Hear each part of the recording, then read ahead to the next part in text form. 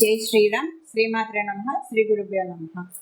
2024 సంవత్సరంలో వార ఫలితాలు. 2024 సంవత్సరం మార్చి నెల 24వ తారీఖు నుంచి మార్చి 30వ తారీఖు వరకు వార ఫలాలు గోచర గ్రహస్థితులు ఏ విధంగా సూచిస్తున్నాయి ద్వాదశ రాశుల వాళ్ళకి తదితర అంశాలన్నీ మనం తెలుసుకున్నాం.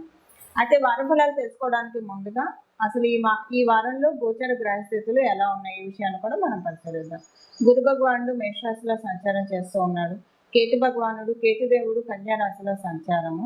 కుంభరాశిలో శనైశ్వరుడు మరియు శుక్రుడు కుజుడు వీళ్ళ మూడు గ్రహాల సంచారము.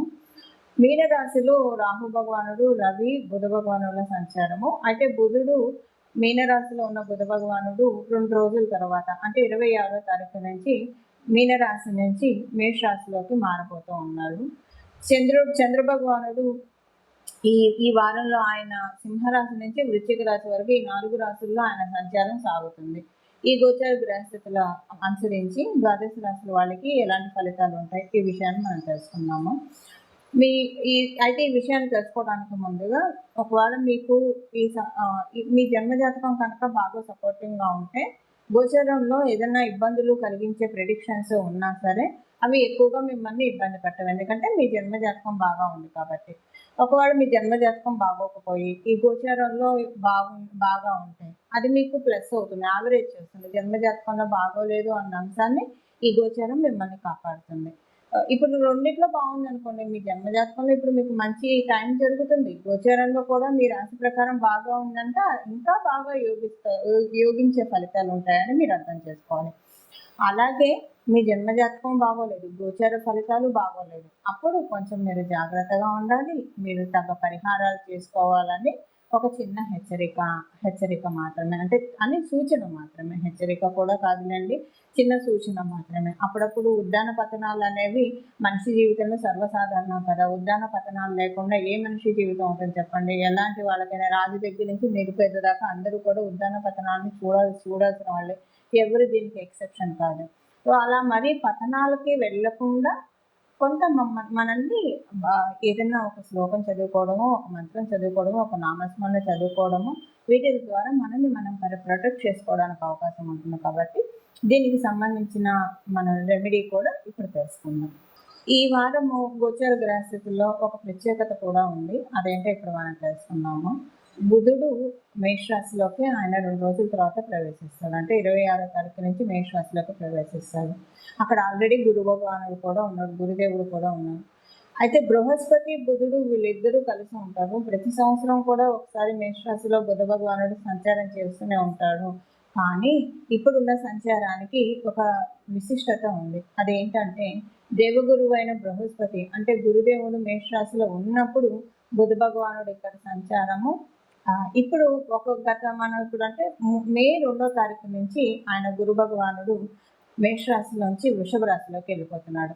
మళ్ళీ మనకి బుధ భగవానుడు మేషరాశిలోకి ప్రతి సంవత్సరం ఒకసారి వచ్చినా సరే అప్పుడు గురు భగవానుడు ఉండడు.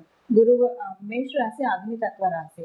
మనము గురు భగవానుడు కూడా ఒక అగ్నితత్వ రాశికి అధిపతి, అలాగే ఒక జలతత్వ రాశికి కూడా ఆయన కారకత్వం ఆధిపత్యాన్ని వహిస్తూ ఉంటాడు. అంటే మనకి నిత్య దైనందిన జీవితంలో మన పనులన్నీ కూడా చురుగ్గా వేగవంతంగా జరగాలంటే అగ్నితత్వం ఎవరికైతే బలంగా ఉంటుందో వాళ్ళకి ఇవి ఉంటాయి. మళ్ళీ ఈ అగ్నితత్వ రాశిలో ఏమైనా జలతత్వ గ్రహాలు వచ్చి పడితే అప్పుడు ప్రాబ్లం ఉంటుంది. వాయుతత్వ ఇవన్నీ మళ్ళీ మనకి ఇండెప్త్ వెళ్తే చాలా వేరే ఉంటుంది అనుకోండి. కాకపోతే ఒక అగ్నితత్వ రాశికి అధిపతి ఇంకొక అగ్నితత్వ రాశిలో ఉండడం చాలా మంచిది. అయితే బుధ భగవానుడు ఇప్పుడు అక్కడికి రావడం, ఎప్పుడైనా సరే గురు బుధులు కలిస్తే మంచిది. వీళ్ళిద్దరూ కలిసి ఉంటాయి కనుక ఇది కూడా కాలపురుషుడి కుండలిలోంచి మొదటి రాశి అయిన మేషరాశి కాబట్టి మీకు 12 రాశుల వాళ్ళకి కూడా ఇది చాలా మంచి ఇంపాక్ట్ ఇస్తుంది. ఒక రకంగా ఇది సరస్వతి యోగాన్ని కలిగిస్తుంది. అంటే సరస్వతి యోగం అంటే మనం చక్కటి నిర్ణయాలు తీసుకుంటాము, ఎవరితోటి ఎలా మెలగాలో అలా మెలుగుతాము, ఏం చేస్తే మనకి ఇబ్బందులు వస్తాయో ఆ పనులు మనం చేయము, ఇలాగ చాలా ఉంటాయి. సో ఏం చేస్తే మనకి సర్వదా మనకి శ్రేయమో అలాంటివన్నీ మనకి జరుగుతూ ఉంటాయి. గురుబుద్ధుల కలయిక చాలా మంచిది. మళ్ళీ ఇలాంటి కలయిక మళ్ళీ మనం వచ్చి 12 సంవత్సరాలు చూడలేము. ఎందుకు చూడలేము అంటే బుధ భగవానుడు ప్రతి సంవత్సరం మేషరాశిలోకి అయితే వస్తాడు.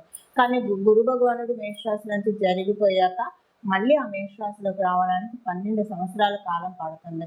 అయితే ఇప్పుడు ఇదంతా నేను ఎందుకు చెప్తున్నానంటే, ద్వాదశ రాశుల వాళ్ళందరికీ కూడా కాలపురుషుడు కుండలిలో మొదటి రాశిలో ఆయన సంచారం చేస్తూ ఉన్నాడు కాబట్టి, ఇది మనందరికీ ఒక చక్కటి అవకాశము. మే 2వ తారీఖు వరకు, అంటే ఇప్పుడు మనం తెలుసుకున్నది ఈ వారం వరకే, ఈ వారం వరకే మీరు ఈ రెమెడీ పనికొచ్చినా సరే, 2వ తారీఖు వరకు, మే 2వ తారీఖు వరకు కూడా మనం ఇప్పుడు తెలుసుకోబోయే ఈ రెమెడీ చేసుకోవడం వల్ల పిల్లలు లేక బాధపడుతున్న వాళ్ళకి పిల్లలు పుట్టడానికి, అలాగే పిల్లలు మాట వినట్లేదు అని అనుకున్న వాళ్ళకి మాట వినడానికి, కొంతమంది తల్లులు వాళ్ళ పిల్లలు ఆటిజంతో బాధపడుతున్నారు. అలాంటి వాళ్ళకి కొన్నిసార్లు సరైన నిర్ణయాలు తీసుకోలేక, బెస్ట్ మెంటర్ వాళ్ళ లైఫ్‌లో లేక ఇబ్బందులు పడేవాళ్ళు చాలామంది ఉంటారు. అలాంటి వాళ్ళకి ఇలాగా డబ్బుకి సంబంధించిన ఇబ్బందులు పడే వాళ్ళకి ఒకటని కాదండి, మనకున్న ప్రతి సమస్యకి కారణము విజ్డమ్ లోపించడం వల్లే మనకి ఏ సమస్య అయినా వస్తుంది. ఈ విజ్డమ్ ఉంటే జ్ఞానం ఎక్కడైతే ఉంటుందో అక్కడ భయం ఉండదు, చీకటి ఉండదు. భయం ఎప్పుడైతే మన లైఫ్ నుంచి తొలగిపోతుందో మనం అత్యద్భుతమైన నిర్ణయాలు తీసుకోగలుగుతాం. దానికి ఇప్పుడు మనం తెలుసుకునే ఈ ట్రాన్సిట్ ఉపయోగపడుతుంది కాబట్టి దీనికి ఈ పరిహారం, ఇప్పుడు మనం తెలుసుకోబోయే పరిహారం చేసుకుంటే చాలా బాగా ఉంటుంది.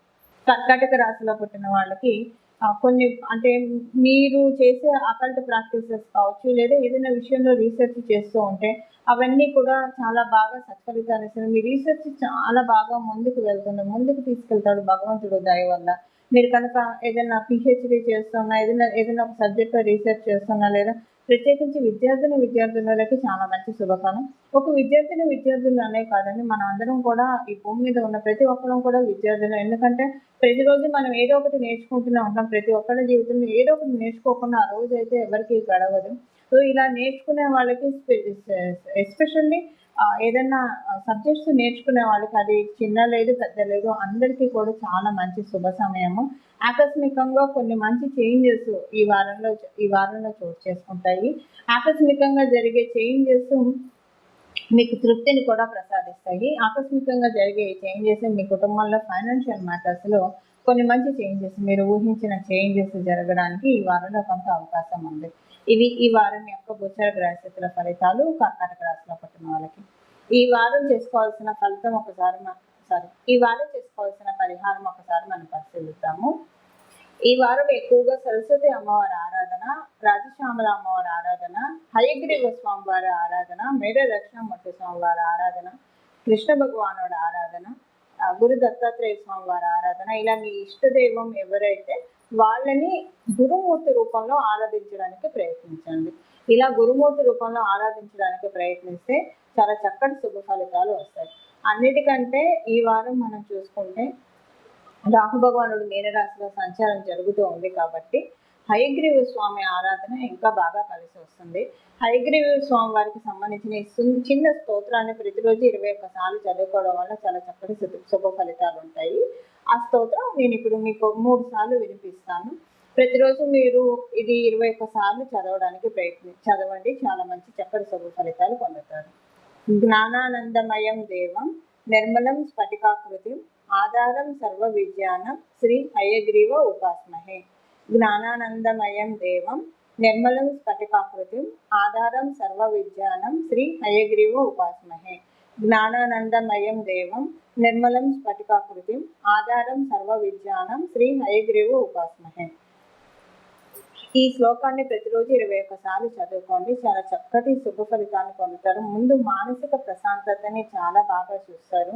ఎంత మానసిక ప్రశాంతత వస్తుందంటే, నా నెత్తిన పాలు పోసారురా భగవంతుడు అన్న నానుడి వింటూనే ఉంటాం కదా, అన్న చందాన అంతటి చక్కటి మనశ్శాంతి నిస్సందేహంగా వచ్చి తీరుతున్న హయగ్రీవుడి ఆశీస్సులతోటి ఈ శ్లోకాన్ని జపించండి, చాలా చక్కటి సత్ఫలితాన్ని ఈ వారం పొందండి.